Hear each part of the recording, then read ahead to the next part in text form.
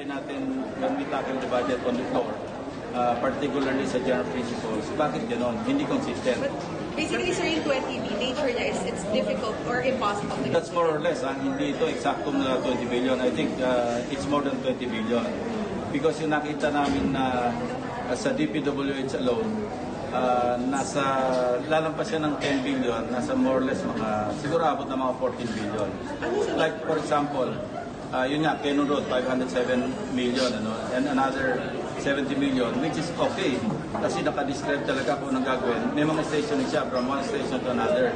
Ang tanong doon, remember, I questioned some projects in Sorsogon na nag-overlap. May overlapping ng several linear meters because meron ng major item, meron pang mini item. So, ang tanong, hindi pa baka mamaya mag-overlap yung 70 plus million na stationing naka-describe. Pagkatapos, meron pang 507, baka mag-overlap. The problem is, when I asked DPWH, yung na-save dahil sa overlapping, dahil hindi na kailangan gawin, nagawa na nung isang contractor, hindi naman nila binabalik. So, hindi savings for the treasury or for the country, naging savings ng whoever. Yun ang problema. And waste ito ng public funds. So, we should, while this involves sabihin natin needs